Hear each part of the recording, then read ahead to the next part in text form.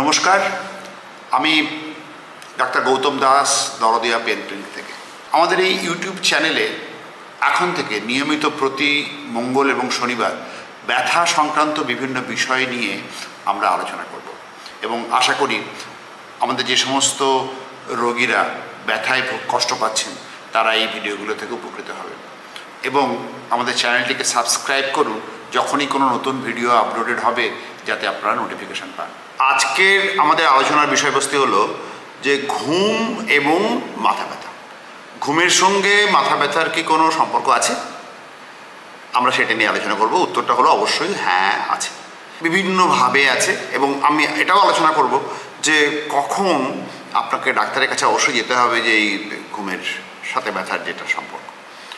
প্রথমে আসি যে রকম এই ধরনের অথবা কী কী উপসর্গ। এক ধরনের মাথা ব্যথা আছে যেগুলোর জন্যে মানুষ ঘুমাতে পারছে।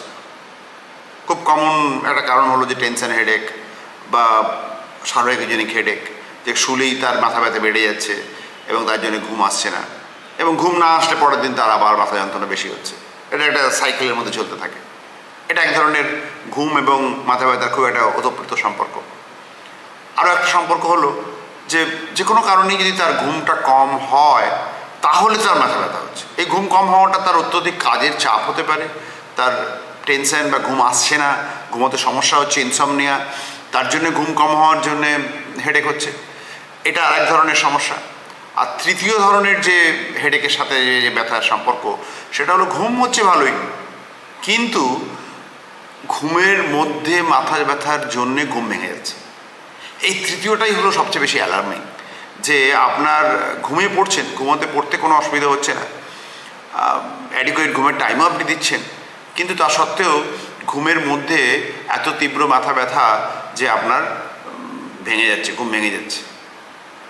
তো এই তিনটে জিনিস নিয়ে আমরা আলোচনা করব। লাস্ট যেটা সেটা অবশ্যই আপনাকে ডাক্তারের কাছে যেতে হবে।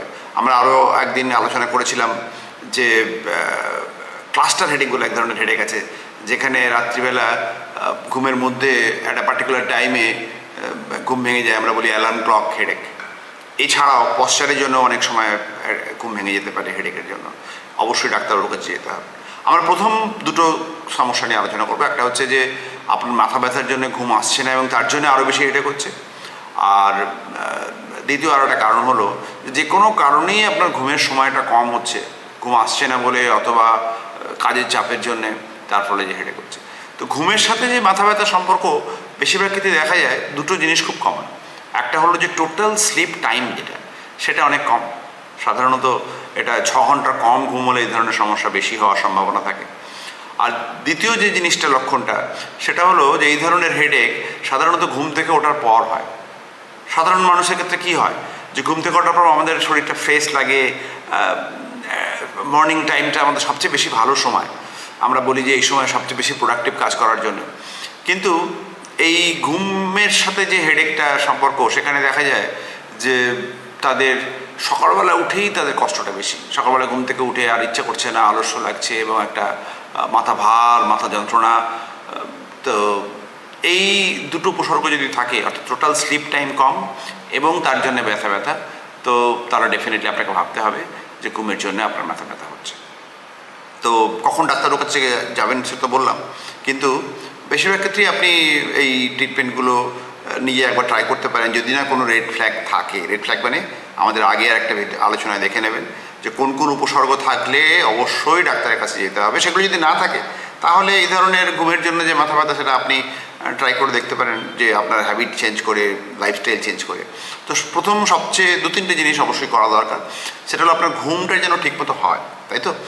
তো ঘুম যাতে ঠিকমতো হয় তার জন্য কী করণীয়, আমরা আগের একটা ভিডিওতে আলোচনা করেছিলাম যে স্ক্রিন টাইম কম করতে হবে। শুধু মোবাইলের স্ক্রিন টাইম নয়, টিভি দেখার টাইম কম করতে হবে, এবং পার্টিকুলারলি সন্ধ্যের পর কম করতে হবে। এবং শুতে যাওয়ার 1 ঘন্টা আগে অবশ্যই কোনো মোবাইল, কোনো ল্যাপটপ, কোনো ট্যাবলেট, কোনো টিভি এগুলো দেখা চলবে না। অন্তত 1 থেকে 1.5 ঘন্টা, পারলে 2 ঘন্টা।